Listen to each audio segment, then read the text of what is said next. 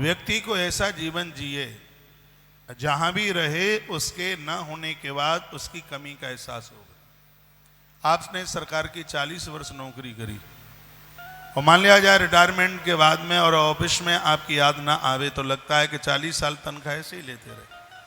मैं तो कहूँगा किसी भी लाइन में कोई भी व्यक्ति जीवन जी रहा हो, मैं तो इन बहनों को भी कहूँगा 15 दिन के लिए 8 दिन के लिए आप अपने पियर जाते हैं तो आपके ससुराल के घर में आपकी कमी का एहसास होना चाहिए। ऐसा जीवन जिया जाए। हनुमान जी उसी में से। जब लक्ष्मण को शक्ति लगी, और बड़ा अद्भुत चरित्र है रामायण का, उसमें बहुत कुछ सीखने को मिलता। राम जी की गोद में लक्ष्मण लेटे हैं। सबने आस छोड़ दी थी कि लखन के प्राण बचेंगे। जामवंत जी ने कहा था कि प्रभु इस लंका में एक ऐसा वैद्य रहता है जो अमृत लोगों को जीवन दान दे देता, जिंदा कर देता, कौन जाए लंका में। किसी की हिम्मत नहीं थी। हनुमान जी जय श्री राम की आवाज भरते हुए लंका में प्रवेश कर गए और भवन के सहित वैद्य सुखैन का उन्होंने मकान ही उखाड़ लिया। राम जी के सामने ला करके उतार दिया। वैद्य सुखैन आंख मीड़ता हुआ खड़ा हुआ।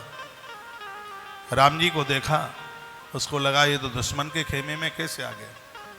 प्रभु श्री राम जी ने कहा कि हमारा रघुवंश आपका ऋणी रहेगा, मेरे भैया के प्राण कैसे भी आ जाएं। हे वैद्यराज, आप कुछ ऐसी औषधि दे दें, आप कुछ ऐसा कर दें। उस वैद्य ने विचार किया अगर रावण मेरा मालिक है और मालिक के साथ यह नमक हरामी हो जाएगी, क्यों ना मैं कुछ ऐसा बता दूं जो संभव ही नहीं है। और कहने लगा कि सूर्य उदित होने से पहले यदि द्रोणागिरी पहाड़ से बूटी संजीवनी आ जाए तो उस संजीवनी के द्वारा तुम्हारे भाई के प्राण बच सकते हैं, नहीं तो फिर आप अपने भ्राता को भूल जाइए। सन्नाटा छा गया था राम जी के खेमे में। राम जी ने एक एक करके बहुतों से पूछा। नासिक में भी इस प्रसंग की मैं थोड़ी चर्चा कर रहा था। यह मुझे रामायण का बहुत अच्छा प्रसंग लगता है। राम जी ने सबको पूछा। दुबेद बिकटास ये बड़े भारी बंदर थे, लेकिन सबने कहा, किसी ने कहा 1.5 साल, किसी ने कहा 3 साल लगेगी संजीवनी लाने में। ऐसे अंगद वहां थे जिन्होंने जरूर कहा कि मैं 90 दिन यानी 3 महीने में संजीवनी लेके आ जाऊंगा। लेकिन संजीवनी तो प्रातः सूर्य उदित होने से पहले चाहिए। कोई तैयार नहीं था। राम जी की तरफ हनुमान जी सामने बैठे ही थे तो राम जी की निगाह हनुमान के ऊपर पड़ी। हनुमान को देखते ही राम की आंखें फिर भर आई और रो पड़े। कहा, हनुमान, मुझे लगता है कि तेरे बिना लक्ष्मण के प्राण बचेंगे नहीं। हनुमान, क्या ये काम तुम नहीं करोगे? तो हनुमान जी ने जो एक बात कही वो बड़ी अद्भुत थी। हनुमान जी ने कहा, भगवान जिसके ऊपर आशीर्वाद आपका होगा तो मैं क्या, उसको तो कोई भी कर देगा। ये निराभिमान है हनुमान का। हनुमान का अर्थ ही है जिसने अपने मान का हनन किया है, उसको हनुमान कहते हैं। हनुमान जी ने अपने मान का हनन किया। पूरे रामादल में कोई न कोई पद ये सब लिए हुए हैं।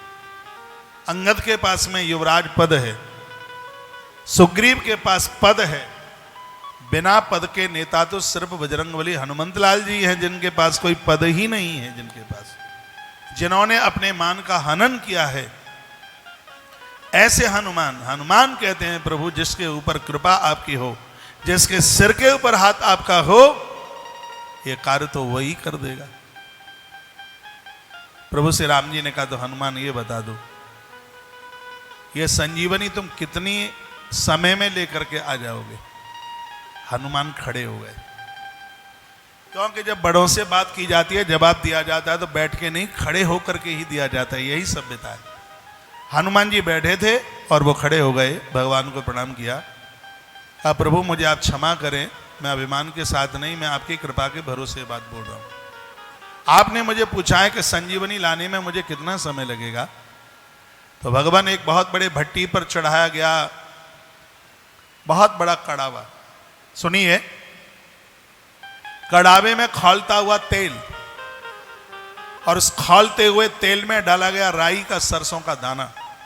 भगवान खौलते हुए तेल में सरसों के दाने को चटकने में देर लग सकती है, तुम्हारे पुत्र हनुमान को संजीवनी लाने में उतनी भी देर नहीं लगेगी।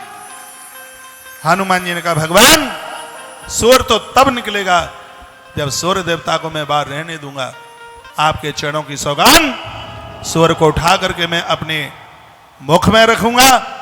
और मैंने सुना है कि अमृत चंद्रमा के पास है, चंद्रमा को गीले वस्त्र की तरह उसको निचोड़ कर और अमृत लखन के मुख में डालूंगा और उस मौत को इतना मारूंगा कि मौत के लिए भी कोई रोने वाला नहीं रहेगा।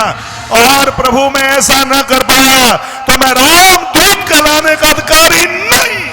मां अंजनी के दूध की सौगंध, आप मुझे आदेश दे दीजिए, बस मैं आपके आदेश का इंतजार कर रहा हूं। और हनुमान जी के सिर के ऊपर राम जी ने हाथ रखा, बजरंगबली ने एक आवाज लगाई, जय श्री राम। जय श्री राम की आवाज भरते हुए हनुमान जी दौड़े, उछाल भरी अंबर आकाश को छुआ हनुमान जी ने। संजीवनी कौन सी पहचान करें, उन्होंने पूरा पहाड़ ही उखाड़ लिया। हाथ के ऊपर हनुमान पहाड़ लेके अवध के ऊपर से निकले। आधी रात्रि का समय था और श्री भरतलाल जी अवध की रक्षा में रोज की तरह थे। और उस समय भरतलाल जी ने एक बाण का प्रहार कर दिया जो हनुमान जी के चरण में लगा। हनुमान जी से गलती हो गई एक छोटी सी। क्या ऐसा बताते हैं, किसी तीर्थ में प्रवेश करें तो उस तीर्थ की धरती को वंदन होना चाहिए, प्रणाम होना चाहिए। तीर्थ को छोड़ें तो उसको प्रणाम करके छोड़ें। हनुमान जी अयोध्या जैसे तीर्थ के ऊपर से उड़ रहे थे और वह इतनी जल्दी में थे, उन्होंने सोचा ही नहीं कि अवध है और वह प्रणाम करना भूल गए। उसी समय भरत ने बाण का प्रहार कर दिया, हनुमान जी नीचे गिरे और राम राम कह करके हनुमान मूर्छित हो गए। श्री भरत जी ने जब ये आवाज सुनी राम जी की तो दौड़ करके आए तो देखा वहां तो एक कपि मूर्छित पड़ा है। बड़ा जोर लगाया भरतलाल जी ने, लेकिन हनुमान जी होश में आते नहीं है।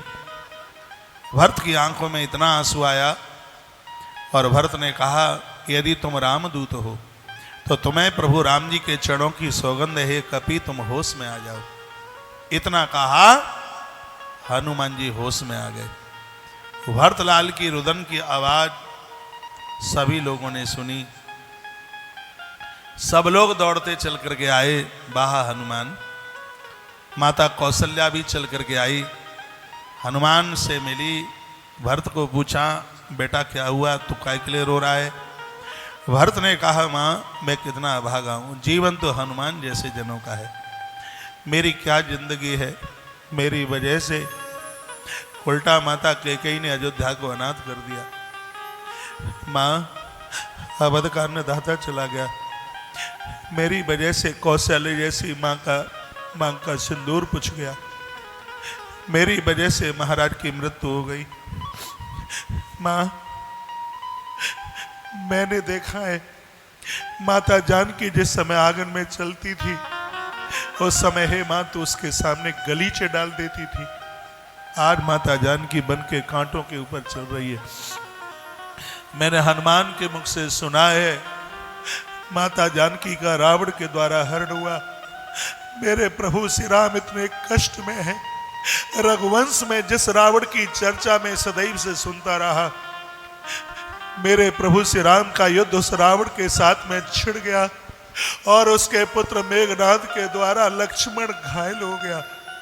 मां हनुमान संजीवनी लेने के लिए आए और मैं कितना अभागा हूं, मैंने हनुमान को मूर्छित कर दिया, बाण का प्रहार कर दिया। मां मैं कितना बड़ा अभागा हूं। मैया भरत की आंख के आंसू पोंछने लगी और कौशल्या माता हनुमान जी को कहने लगी, हनुमान मेरा एक आदेश, मेरा एक संदेश राम को जाकर के बोल देना। राम से कह देना कि पत्नी के लिए भाई को खोने वाला राम अयोध्या के लोगों को नहीं चाहिए। यदि रास्ते में कोई सागर मिले, राम उस समुद्र में डूब जाए, अयोध्या के लोगों को ऐसे राम की जरूरत नहीं है तो लक्ष्मण को ले गया और उसने उसे युद्ध में उसको गवा दिया। यह कह करके माता कौशल्या चुप हो गई। बगल में माता सुमित्रा बैठी थी।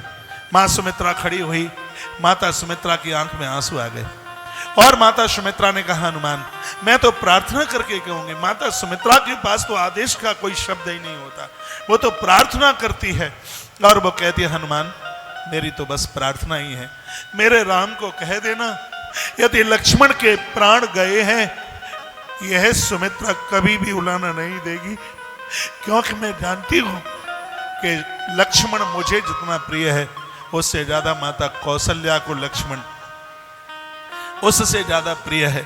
मैं कभी उलाना नहीं दूंगी। राम चिंता न करे, उसे कोई उलाना नहीं देगा। लक्ष्मण गया तो क्या, मेरे पास अभी शत्रुघ्न है। हनुमान तेरे साथ में शत्रुघ्न को भेजूंगी और राम को कह देना रावण को नीचे गिराकर और मेरी बेटी जानकी को लेकर के राम अवध में प्रवेश करे। जानकी की आरती मैं उतारूंगी। कैकेयी माता इधर बैठी हुई थी। भरतलाल जी ने कैकेयी को कहा, सुन, एक तू भी है जिसने अपनी पुत्र की गद्दी के लिए राम को घर से बाहर निकाल दिया, और एक ये मां है जो राम के लिए अपने दोनों पुत्रों को गंवाने के लिए तैयार है। माता सुमित्रा ने भरत की आंख के आंसू पोंछे और कहा कि यह देवी बहुत सीधी है, सब जानते हैं राम को बहुत प्रिय है, तुम माता कैकेयी को कुछ भी नहीं कहोगे। हनुमान सामने खड़े ही थे। माता ने एक बात हनुमान जी को पूछी, सुमित्रा ने कहा, हनुमान मुझे यह बता दो कि शक्ति लक्ष्मण की छाती पर लगी है या लखन की पीठ पर लगी है। हनुमान ने कहा, माता शक्ति तो छाती पर लगी है, यदि पीठ पर लगी होती तो। माता सुमित्रा कहती है कि यदि शक्ति पीठ पर लगी होती तो मैं तुम्हें संजीवनी लेके नहीं जाने देती, क्योंकि मैं सोच लेती कायर लक्ष्मण युद्ध छोड़ करके भागा होगा, इसलिए दुश्मन ने पीठ के ऊपर प्रहार कर दिया। हे हनुमान, वो क्षत्रियाणी का दूध लज्जित हो जाता है जिसका बेटा कायरों की तरह युद्ध छोड़ करके भागता है, और जो बाण अपनी छाती पर झेलता है सूर्य लोक का भेदन करता हुआ वो भगवान के दरबार में जाता है, ये मैं जानती हूं।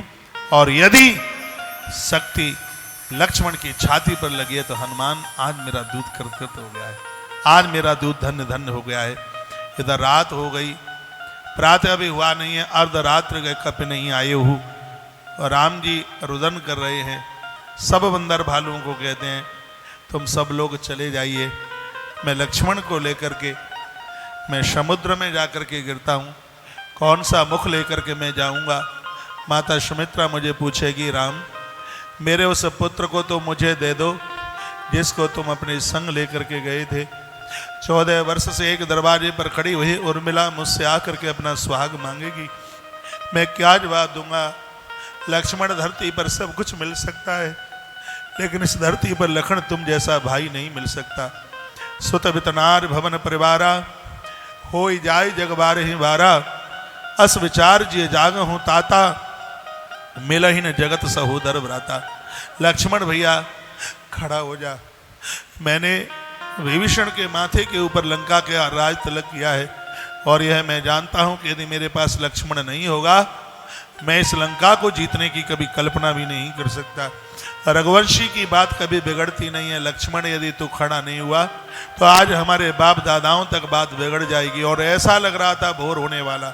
और प्रभु श्री राम लक्ष्मण को लेकर के बस खड़े होकर के 10 कदम आगे के लिए चले ही थे, इतने में आए गए हनुमान। हनुमान जी इस प्रकार से आकर के प्रकट हो गए जैसे कोई वीर रस आकर के प्रकट हुआ हो, आकर के संजीवनी को ला करके रख दिया। और उस समय वो संजीवनी वेदराज ने लक्ष्मण के जब मुख में डाली तो देवताओं ने, जब लखन खड़े हुए तो वहां 2 जयकारे लगे। देवताओं ने कहा था, सबसे पहले कहा था अंजनी पुत्र हनुमान जी महाराज की जय हो, सियावर रामचंद्र की जय हो। राम जी कभी प्रसन्न नहीं हो सकते यदि उनके साथ में हनुमंत लाल